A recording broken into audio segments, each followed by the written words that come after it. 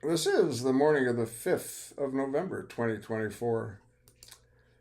Clip put up by the Gateway Pundit, written by assistant editor, published on the 4th of November. Wayne Root. You know who Wayne Allen Root is? Well, he was supposedly in the same political science class that Obama was in, and he never saw Obama. And he's made that very clear in countless videos. Trump is about to win a Reagan Carter-like electoral landslide. Here is evidence. The polls that came out this weekend were fake news and election interference. See a photograph of Trump there with camel face on her knees. Look at her square jaw. Check out that eyebrow bone. Flat forehead. Huh? Wayne Allen Root.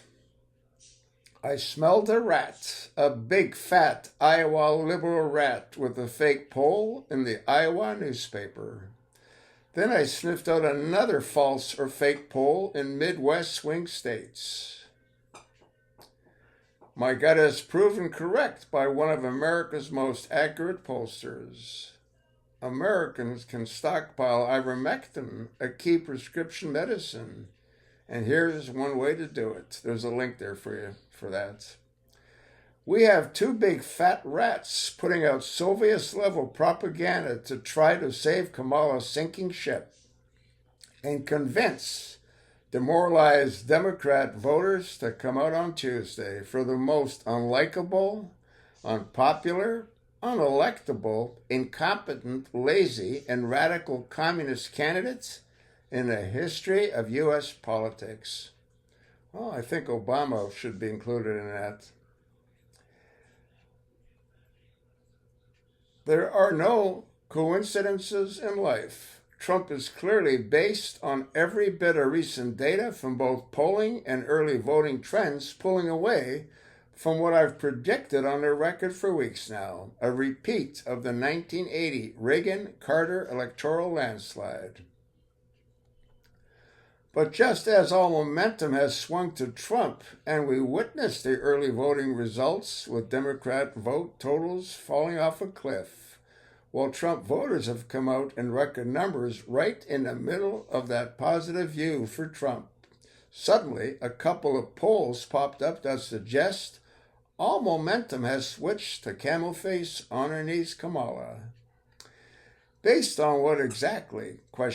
No one can say. It must be based on a comedian joke about Puerto Rico. Of course, that must be it. Now I get it. No one cares that America is a mess, and inflation is raging, and millions of criminals and terrorists are invading our country. A joke by an insult comedian has changed the entire election. We know we've been gaslighted for many years now by the media. The fake news media had to take one more swing. They had to try to change the narrative, or demoralized Democrats would fail to show up on Tuesday.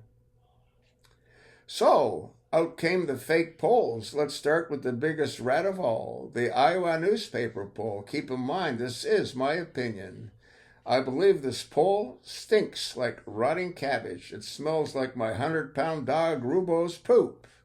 It's pure fantasy, mixed with what appears to be intentionally false data. Again, just my opinion.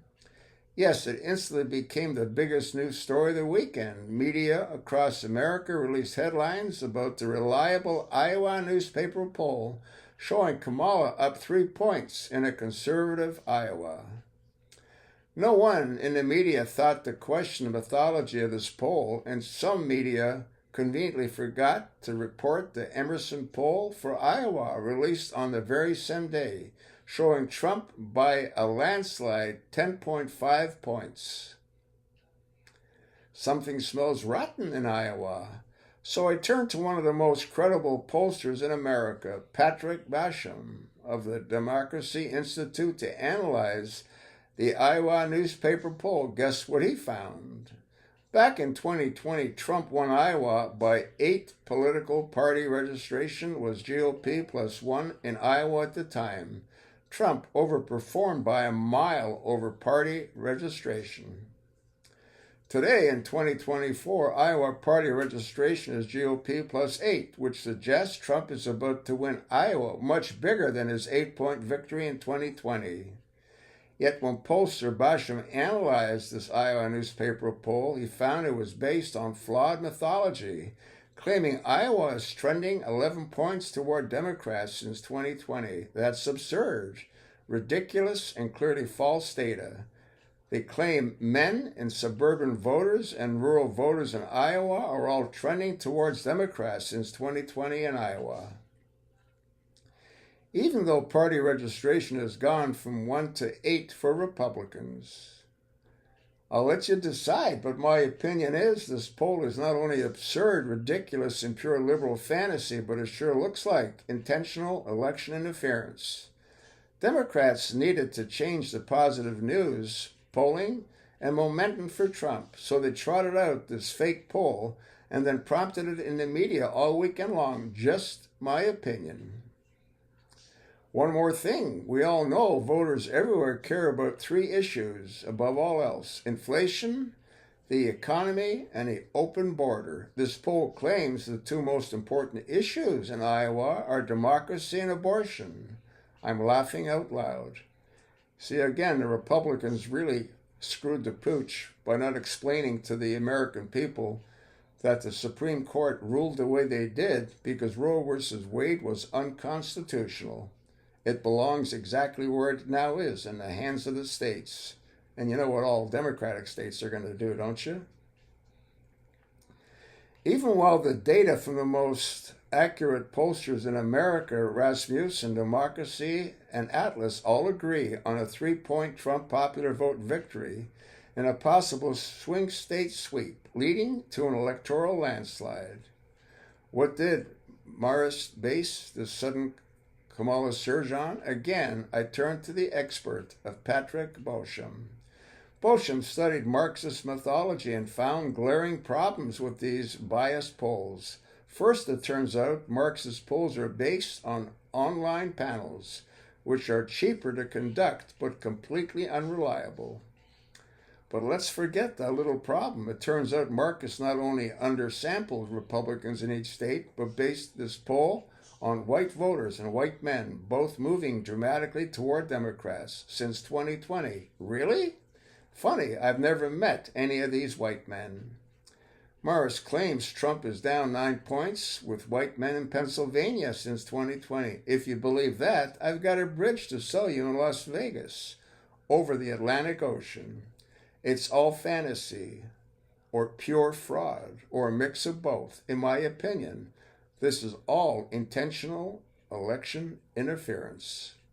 But wait, there's more. The latest NBC poll has Trump winning by 1 nationally. Fantastic, except once again, pollster Patrick Beauchamp informed me that NBC bases their poll on a Democrat plus 6 lead in voter ID, which is pure fantasy. In 2020, it was Dems plus 1. So NBC is off by 5 points. That will make Trump up by 6 nationally. But that was 2020 election numbers. There have been a dramatic change that pollsters aren't taking into account. The latest Gallup voter ID poll shows the GOP has a 7-point edge for the first time in history. That will put Trump up by double digits, maybe as high as plus 14. But figure Democrats cheat at least 10 points. That's my prediction, is a Trump plus 2 popular vote victory with an electoral landslide. But wait, there's more. The latest New York Times Siena poll just came out on Sunday. More fake polling. They showed Trump losing most swing states, but it's also based on dramatic oversampling of Democrats in Georgia. The GOP is plus 4. The poll uses Dems plus 1. They make the same miscalculation, I would argue intentionally. In every state, change the figures to the correct registration edge, and Trump wins every swing state. It's all in the numbers. My closing message to Trump voters: have no fear, nothing has changed. What you heard this weekend is all gaslighting mixed with Soviet-era levels of manipulation and propaganda. Actually, I believe it's the definition of election interference. We have all the momentum. President Trump is about to win this election in most or all swing states, and he certainly isn't losing Iowa. Wanna bet? P.S. Thank you, Pat Treboshman, for your honesty and your honest analysis, expertise, and deep dive into these polls. All right, folks. So you heard what Wayne Allen Root had to say. And you know what? I'm inclined to agree with him on everything he said, including that he never met Obama at the same political science class that Obama reportedly attended. Even a professor never saw Obama. You know how he got his degree? It was bought by King Abdullah of Saudi Arabia.